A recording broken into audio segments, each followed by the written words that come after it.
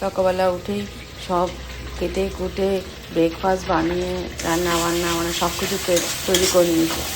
তখন এখন বাজে 10টা মতন, 10-10:30টার মতন।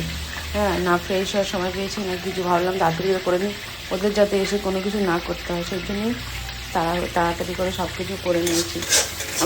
আমার বাড়িতে কেউ আসলে আমার কারোর কাজ করতে ইচ্ছা করে না, ভালো লাগে না। ভাবি মেয়েরা সব জায়গায় গিয়ে কাজ করবে, এই শ্বশুরবাড়িতেও দিদি বোনেরা কাজ করে, বাড়ি এসেও করে, তাহলে আমার বাড়িতে এসে আমি কাউকে কাজ করি। এমনকি আমার জায়ের মেয়েরাও আসলেও যাও আসলে আমি কাউকে কিচ্ছু করতে দিই না, আমি সব নিজের হাতেই করি, যতই কাজ থাকুক, ওরা যতই বলুক। কিন্তু আমি দিন না করতে মানে এই নিয়মটা আমি খুব মানে করে চলি।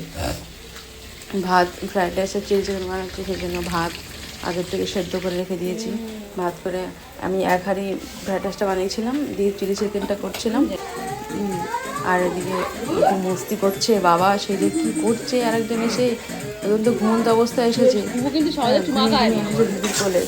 আবার এখানে এসে দেখছি মানে ঘুম থেকে উঠে কাজে ঘর দেখছে, পড়াছিল তাহলে ঘর দেখছে আর এই করছে। বাপ রে বাপ, সে কি চিল্লি আর গান দেখছে, গান সেই গানটা ভোজপুরি গানটা বলেছে, মেয়েটা বাজানো এই গানটা বলছে আর শুনতেই পাচ্ছ গান চলছে, আর চুপচাপ করে দেখছি। এই কি খুশি দাদার সাথে, ওই যেমন ভিডিও করে আবার লুকিয়ে দেখে। বউ পেকেছে কম বয়সে, আর এখনকার বাচ্চারা এরকম কম বয়সে দেখতে পাকা, ভালো লাগছিল। বোনের বড়েরা, দাদা বৌদি সব এক জায়গায়, আর দেখো না আয়না দিয়ে কিছু কিছু দেখছে আর হাসছে।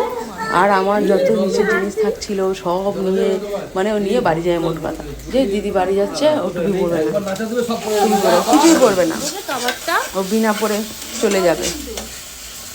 বোন কি যেন করছে ও বুঝতে পারতেছে, ভিডিও চলছে আর কি যেন বলছে, বলছে এই ভিডিও চলছে। কিন্তু আমার কভার দেখছিল, কভারটা ভালো, আইফোনের কভার লাগিয়েছি নতুন, বলছে কভারটা ভালো, সেটাই দেখছেন যে হ্যাঁ ভিডিও চলছে। কিন্তু তুই দেখিস ওই যে সব হাতাচ্ছে, দেখো সব কিছু। ওই কি বাবা মেলা গেছিলাম জগদ্ধাত্রী পুজোর মেলাতে, সেখানে এই সেটা কিনেছিলাম, সেইটা দেখে আমি নেবে দেবে না, না দেখো